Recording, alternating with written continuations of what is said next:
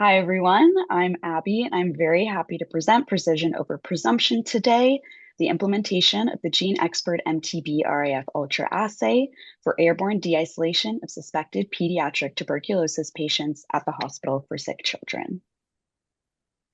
So before joining this project, I was interested in how rapid molecular diagnostics could improve patient care. These tests can identify pathogens directly from clinical specimens in a matter of hours, enabling earlier treatment and infection control decisions. I was interested in diagnostic performance, but also the pathway to successful implementation to improve clinical outcomes and healthcare efficiency. This interest led me to reach out to many microbiologists across Toronto, including Dr. Melissa Richard Greenblatt at SickKids, who introduced me to the diagnostic delays associated with tuberculosis across Canada. Now, tuberculosis, or TB, is an airborne infectious disease caused by the Mycobacterium tuberculosis complex, a group of closely related mycobacterial species, but most commonly Mycobacterium tuberculosis. TB is transmitted person to person through infectious aerosols, with respiratory infection being the most common presentation. Now, treatment for children can range from 4 to 18 months, depending on the severity and site of infection. But before treatment can begin, timely diagnosis is critical. This brings me to phase one of my capstone project, which was evaluating the existing diagnostic workflow for pediatric TB at SickKids. So currently at SickKids, children with suspected pulmonary TB are placed in airborne infection isolation in a negative pressure room. Under current infection control policy, at least 3 consecutive early morning sputum samples are collected and submitted for acid-fast bacilli smear microscopy, a microscope-based diagnostic used to quickly look for TB bacteria. Now, these specimens are processed off-site at a reference laboratory, and there's currently no standardized institutional policy for discontinuation of isolation precautions. De-isolation decisions are therefore made on a case-by-case basis by the infection control and infectious disease specialists and are largely guided by the smear microscopy results. So patients remain in an isolation room like this one until those results are available, but how long does that actually take? Well, samples such as sputa are collected on site at SickKids and transported during the week by courier to Public Health Ontario Laboratory. Microscopy results are typically available within 2 to 6 days, while culture can take 2 to 7 weeks. Now, if TB is detected, drug susceptibility testing may take an additional 2 weeks.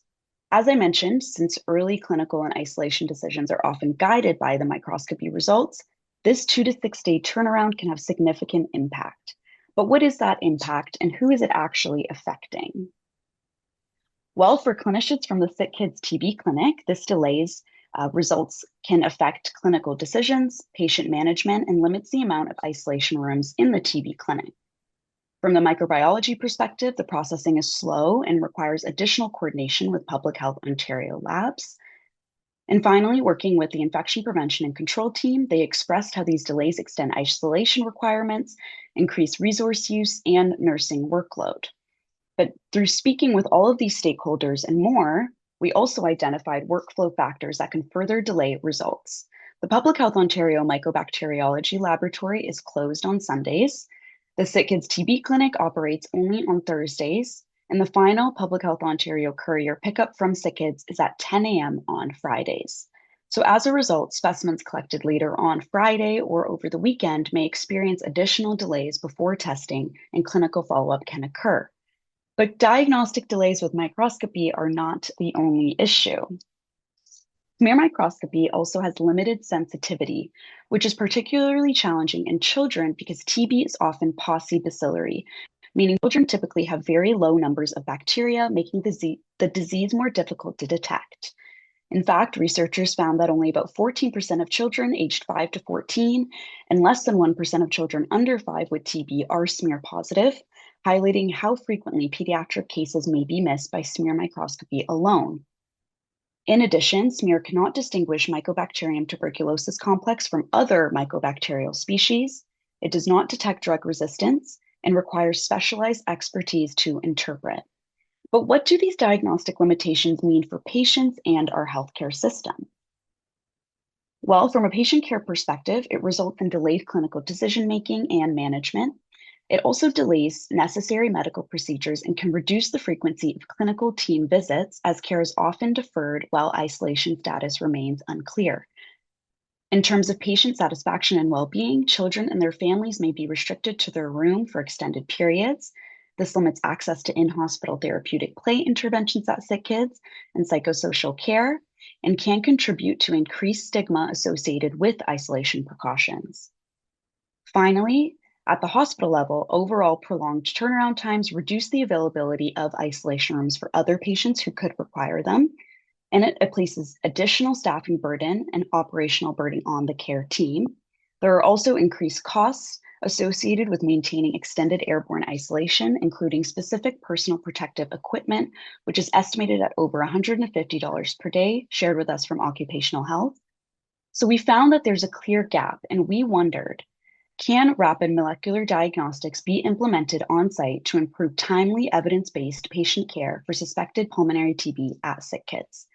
And this question led us to the GeneXpert Mycobacterium TB rifampin Ultra assay, which is a rapid cartridge-based nested PCR test that detects Mycobacterium tuberculosis DNA, as well as mutations associated with rifampin resistance in the RPOB gene. Most importantly, results are available in as little as 2 hours. It has significantly higher sensitivity than smear microscopy, estimated to be 300 to 600 times greater, while maintaining high specificity when compared with culture. It is also Health Canada approved and recommended by the World Health Organization as a first-line diagnostic test included in pediatric populations. Now, most importantly for this project, guidelines from the National TB Controllers Association recommended using 2 negative expert results collected at least 8 hours apart to guide de-isolation. Studies have found that using 2 expert tests versus a single test increases sensitivity from 86% to 92%. And in terms of transmission risk, patients with 2 negative rapid test results have an estimated transmission risk of 5.6% compared to 11.2% in patients with 3 or more negative smear microscopies. So within 12 hours, you can obtain 2 negative expert results and make a de-isolation decision with a lower transmission risk than the traditional approach of 3 negative smear microscopies, which can take 3 days or more. However, adoption across Canada remains limited due to cost and workflow concerns. But we found that implementing expert at SickKids is feasible and offers several advantages. Most importantly, results can be available in as little as 2 hours, potentially supporting de-isolation decisions within the same day rather than a few days later when results are negative. There are also operational benefits, including fewer PPE cycles, reduced nursing workload, and less disruptions to patient flow. Shorter periods of isolations may also reduce hospitalization costs. For patients and families, earlier negative results can minimize time spent in isolation and reduce the need for additional investigations. And finally, expert can rapidly identify rifampin resistance, supporting earlier treatment decisions and more timely evidence-based infection control guidance. Now, the feasibility of implementation is also rooted in the fact that SickKids already has the GeneXpert instrument in place from the COVID-19 pandemic. The platform is currently on site but not utilized and could be repurposed for TB testing. However, implementation is associated with costs. Upfront costs to the Department of Paediatric Laboratory Medicine include approximately $13,000 for validation, driven in part by the need to validate off-label pediatric specimen types. In addition, each tests approximately $88 per assay, which represents a key operational consideration. Successful implementation also requires clear selection patient criteria and integration into the existing laboratory workflow. So to address these considerations, we conducted a quality improvement implementation study with the Department of Paediatric Laboratory Medicine at SickKids. We used a mixed methods approach focused on developing, validating, and planning an on-site GeneXpert MTB Ultra pathway for pediatric tuberculosis. This leads to phase 2 of my project, which is a retrospective data analysis and economic evaluation to support implementation. So a QI proposal was submitted to the department, and having worked with the TB clinic, the infectious disease team, and infection prevention and control team to validate the need for expert to guide de-isolation, we began analyzing the average turnaround time for smear microscopy results to be received at SickKids from Public Health Ontario from 2018 to now. But with ongoing concerns around costs, we decided to conduct a cost-benefit analysis in R, comparing the current smear microscopy-based pathway with an expert-based strategy. So I had the privilege to work with Sharon Dong, a health economist from Dalla Lana, and our cost-benefit analysis used a decision tree model from the hospital payer perspective.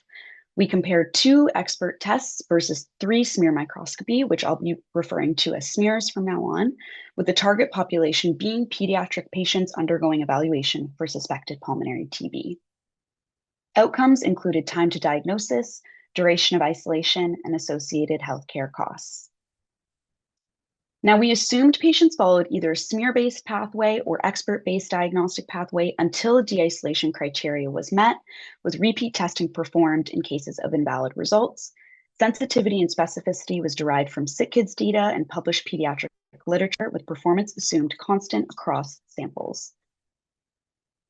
Now, isolation was assumed to continue until those diagnostic results were available. For the smear-based pathway, we use SickKids' average turnaround time from public health of 1.78 days per smear, with 3 sequential sputum smears collected according to the current SickKids pathway.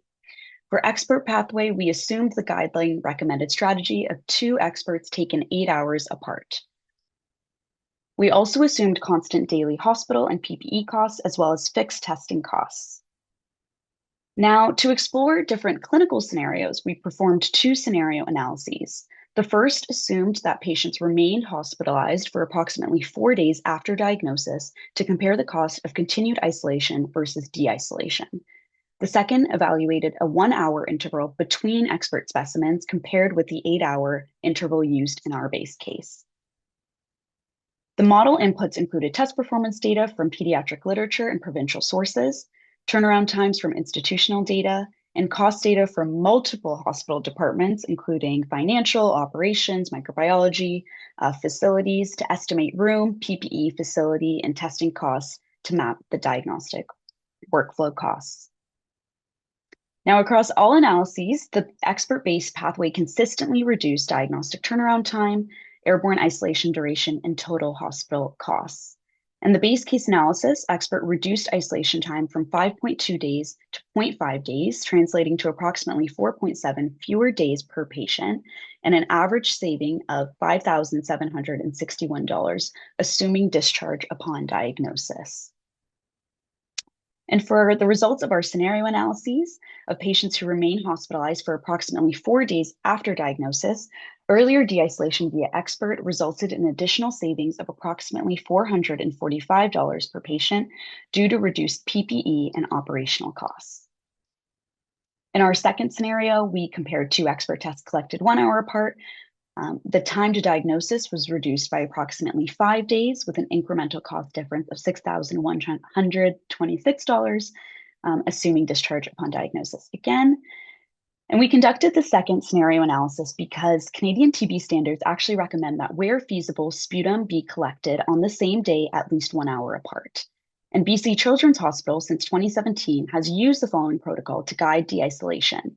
2 respiratory specimens collected 1 hour apart, with patients considered negative by expert unless TB is strongly suspected. So finally, to understand which parameters affected cost the most, we conducted a deterministic sensitivity analysis. Results were most influenced by the smear turnaround time, negative pressure room costs, smear specificity, and expert testing intervals, and daily isolation costs. But importantly, expert remained cost saving across all tested ranges. But what was required for us to move this evidence into actionable implementation? Well, for us, key factors was effective collaboration and support from the infection prevention and infectious disease specialists at SickKids. We presented to the departmental chief and director in December to demonstrate the potential impact this would have at SickKids, and we received approval in January. Agreements with the GeneXpert company, Cepheid, was finalized, and the validation was then Validation study was then designed with Dr. Greenblatt in the microbiology laboratory. Now, this leads to the final phase of this capstone project, which is assay validation and implementation framework development. So our validation plan included sputum, gastric aspirates, stool, bronchoalveolar lavage, which is especially important in pediatrics where many children cannot produce sputum, making alternative specimen types, particularly stool, valuable diagnostic options. For each specimen type, accuracy, precision, limit of detection, and analytical interference will be evaluated. Since sputum is Health Canada approved specimen type 4 expert, it only requires verification, while remaining the specimens will undergo full validation using predefined performance criteria. Following the validation planning, we worked closely with the infection prevention and control team and the TB clinic to update institutional isolation protocols.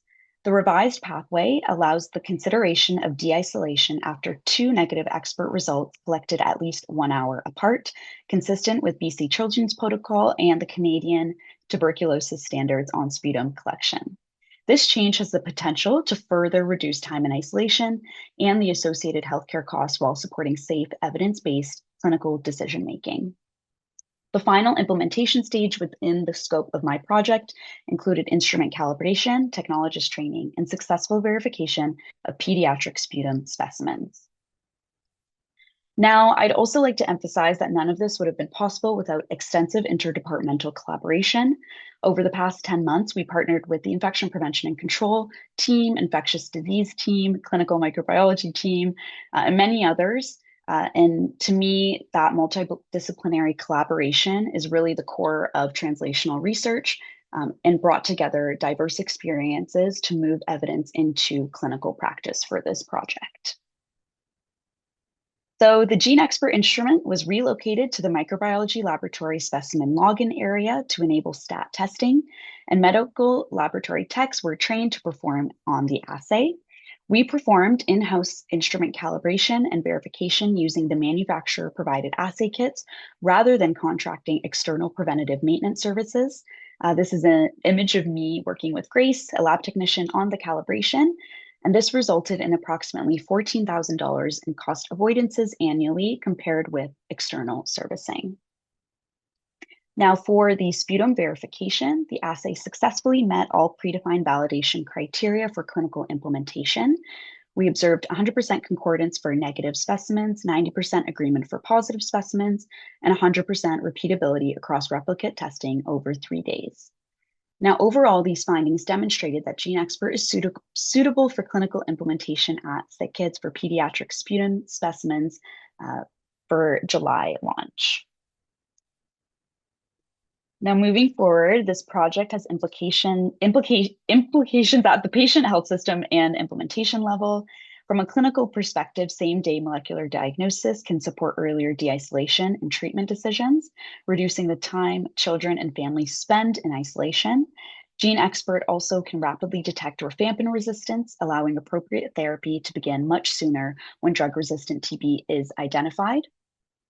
From a health system perspective, our analysis suggests Expert could reduce airborne infection isolation by approximately 4.7 days per patient. This improves the availability of negative pressure rooms, enhances patient flow, and reduces PPE use and operational burden on the healthcare teams. And finally, from an implementation perspective, this project demonstrated that on-site GeneXpert testing is feasible through multidisciplinary collaboration, laboratory validation, and economic evaluation. To our knowledge, this is the first cost-benefit analysis of Expert in pediatrics in Canada, and with projected savings of approximately $5,761 per patient, our findings produce a sustainable implementation model and provide a scalable framework for decentralized pediatric TB testing across Canada. So through our journey, I mapped the following framework with several key takeaways. We were able to repurpose the existing COVID-19 GeneXpert platform, and the success of the implementation was further strengthened by strong stakeholder engagement, a costing analysis, and the completion of in-house validation and calibration. It is also important that we emphasize Expert's high sensitivity in pediatric populations, as well as the reduction in turnaround time from approximately 2 days with off-site smear microscopy to 2 hours with an on-site testing of GeneXpert, which can enable same-day de-isolation decisions. Looking ahead, our next steps include completing validation of additional specimen types, specifically bronchoalveolar lavage, gastric aspirates, and stool samples. We'll also monitor real-world implementation and evaluate GeneXpert performance following clinical launch, with external hospital sites also able to send us their samples for testing, which is very exciting. In parallel, we aim to disseminate our findings through peer-reviewed publications of our cost-benefit analysis. And I've presented at scientific conferences, including our National Microbiology and Infectious Disease Conference and the SickKids Symposium. And finally, we will support broader implementation by sharing our evidence and experience to advance decentralizing pediatric TB testing across Canada. So this project really reflects, again, a multidisciplinary effort to improve both the diagnostic efficiency and patient care so we can get kids back to being kids faster. I've loved working on this project so much and understanding the pathway to implementation and clinical research for major hospitals like SickKids. None of this would have been possible without Dr. Melissa Richard Greenblatt, who I'm so thankful that I had the opportunity to work for this past year. Her passion and mentorship has meant everything to me. I want to thank Dr. Marcon and Dr. Fehrenbach as well for their leadership and mentorship over the past 2 years. And my amazing committee members, they've been so great in providing guidance and their expert opinions. Andrew, Larissa, and Shaoren, especially Larissa with her insights with working on a similar GeneXpert implementation project, Shaoren with the cost-benefit analysis, and Andrew on all of the questions you've answered over the past year. I've chewed your ear off. Thank you to all of the other people listed on this list, so many of the SickKids residents and my family and friends. Thank you so much.